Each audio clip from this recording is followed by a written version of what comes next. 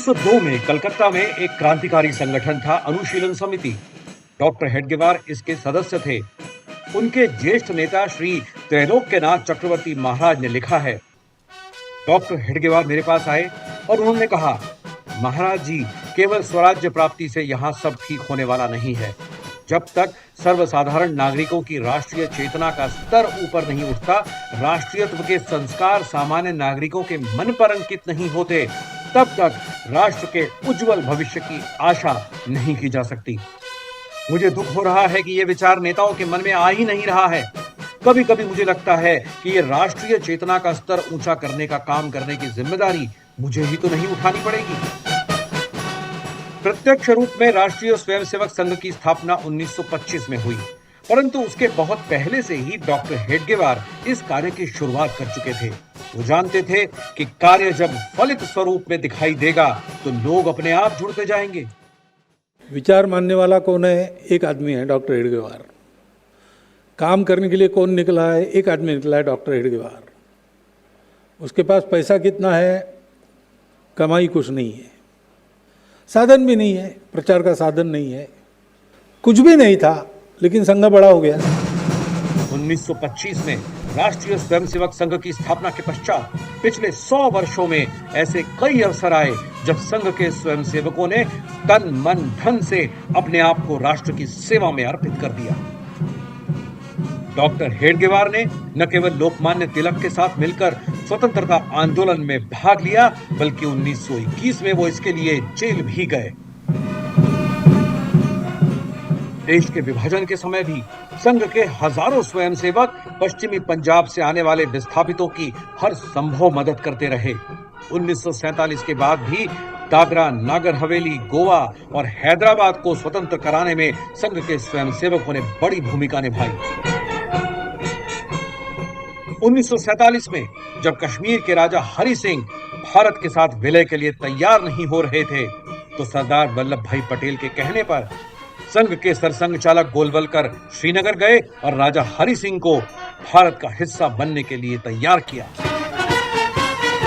1963 में गणतंत्र दिवस परेड के अवसर पर देश की अधिकांश सेना मोर्चे पर तैनात थी। उसे बुलाया नहीं जा सकता था। तब तत्कालीन प्रधानमंत्री पंडित नेहरू ने राष्ट्रीय स्वयंसेवक संघ को गणतंत्र दिवस परेड में भाग लेने के लिए आमंत्रित किया। 1965 में जब लाल बहादुर शास्त्री प्रधानमंत्री थे, तब भारत पाकिस्तान का युद्ध चल रहा था। ऐसे में ट्रैफिक व्यवस्था संभालने की जिम्मेदारी संघ के स्वयंसेवकों ने उठाई। 1975 में देश भर में आपातकाल की घोषणा हुई और संघ पर प्रतिबंध लगा दिया गया।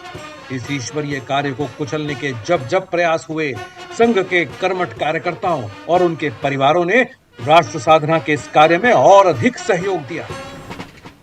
विश्व हिंदू परिषद, भारतीय मजदूर संघ, भारतीय जनता पार्टी, दीनदयाल शोध संस्थान, विवेकानंद शिला स्मारक, ऐसी कई संस्थाएं और प्रकल्प संघ के स्वयंसेवकों द्वारा समाज के विभिन्न क्षेत्रों में प्रारंभ किए गए।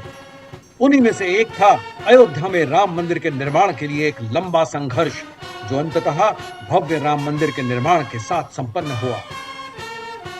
गत 100 वर्षों में राष्ट्रीय स्वयंसेवक संघ राष्ट्र निर्माण में अपनी भूमिका को लेकर न केवल सजग है और निरंतर प्रयासरत है, अपितु जब जब देश पर संकट आए हैं अथवा प्राकृतिक आपदा का सामना करना पड़ा है, संघ के स्वयंसेवक सबसे पहले मदद के लिए पहुंचते हैं। राष्ट्र आराधना के इस पावन कार्य को करते हुए अब 1 शताब्दी पूर्ण हो रही है और आज भी संघ कार्य का मंत्र वही है, राष्ट्राय स्वाहा राष्ट्राय इदम नमम, यानी जो कुछ है वो देश के लिए है, राष्ट्र के लिए है।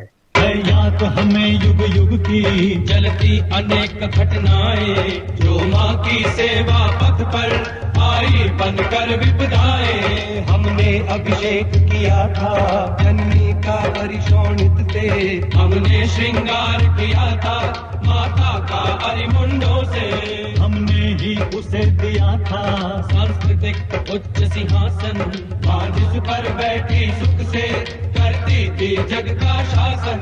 अब काल चक्र की गति से वह टूट गया सिंहासन, अपना तन मन धन देकर